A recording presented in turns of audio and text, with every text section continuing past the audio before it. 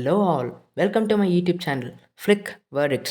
Today, let's discuss about the review of the film Manashankar Varaprasad Garu 2D, starring Chiranjeevi, Nayanthara, Sachin Khedkar, etc. Language Telugu. Censor certification UA 13 plus.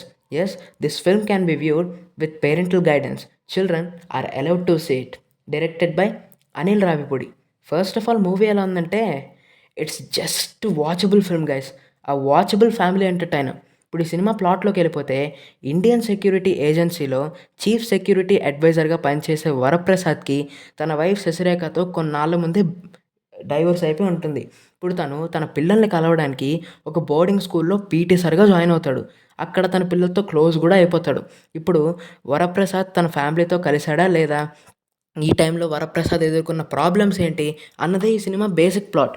అని ఇప్పుడు ఈ cinema అనాలిసిస్లోకి వెళ్ళిపోతే బేసిక్గా director Anil Ravipudi cinema previous films లాగే మనశంకర్ వరప్రసాద్ కూడా routine టెంప్లెటెడ్ cinema ఇది కూడా. అంటే ఎక్కడ కొత్తగా అనిపించింది సినిమా. నేను జస్ట్ వాచబుల్ అని ఎందుకన్నానంటే నథింగ్ సీమ్స్ న్యూ, ఏది కొత్తగా అనిపించదు. అంత రెగ్యులర్ అండ్ రొటీన్ టెంప్లెట్లో వెళ్తుంటుంది. కానీ అనిల్ రావిపూడి ముందు సినిమాల కన్నా కూడా ఇది కొంచెం బెటర్ సినిమా. ఎందుకంటే ఇందులో స్టోరీ, కామెడీ అదంతా కూడా రెగ్యులర్ రొటీన్ టెంప్లెట్ అయినప్పటికీ కూడా చిరంజీవి గారిని చూపించిన విధం కానివ్వండి, అండ్ క్యారెక్టర్ ఆర్క్ ఎస్టాబ్లిష్మెంట్ కానివ్వండి, ఈ సినిమాలో కొంచెం డిఫరెంట్గా ఉంది అన్ని సినిమాలతో పోల్చుకుంటే. అండ్ ఇప్పుడు కామెడీ క్యారెక్టరైజేషన్ ఆర్క్ వాటి గురించి పోల్చుకుంటే F2 సినిమా నుంచి సేమ్ అబ్బా. ఆ routine template story, routine comedy అంతా ఎక్కడ కూడా కొత్తగా అనిపించి చెప్తున్నాను కదా. బట్ ఎందుకు వాచబుల్ అన్నానంటే ఇందులో వింటేజ్ చిరంజీవి గారిని మళ్ళీ తీసుకొచ్చారు. అండ్ సాంగ్స్ చాలా బాగున్నాయి సినిమాలో. ప్రీవియస్ సినిమాల కన్నా కూడా ఈ సినిమాలో సాంగ్స్ చాలా బాగున్నాయి. అండ్ ఇది కొంచెం ఎంటర్టైన్ చేస్తుందని చెప్పొచ్చు. ఇంతకుముందు సినిమాలు ఏంటంటే అది అందరికీ నచ్చాయి. బట్ నా పరంగా నేను చెప్తున్నా, నాకు అది జస్ట్ యావరేజ్ అనిపించింది గైస్. అండ్ ఈ సినిమా వాటికంటే కొంచెం బెటర్. అండ్ ఇప్పుడు ఫస్ట్ హాఫ్ గురించి వెళ్ళిపోతే ఫస్ట్ హాఫ్ బాగా కామెడీని వాటిని పండిద్దాం అనుకున్నారు, కానీ వరప్రసాద్ అనే క్యారెక్టర్ ఎస్టాబ్లిష్ చేయడంలోనే ఫస్ట్ హాఫ్ మొత్తం అయిపోతుంది. అంటే ఫస్ట్ హాఫ్ సాగదీస్తారు, కానీ వరప్రసాద్ అనే ఒక క్యారెక్టర్ ఎస్టాబ్లిష్మెంట్ మీద ఫస్ట్ హాఫ్ మొత్తం వెళ్తూ ఉంటుంది. ఆ క్యారెక్టర్ వెనకాల ఉన్న ఎమోషన్స్ కానివ్వండి, దాని వెనకాల ఉన్న డెప్త్ కానివ్వండి, అది మొత్తాన్ని ఫస్ట్ హాఫే చూసుకుంటూ ఉంటుంది దాన్ని అంతటిని.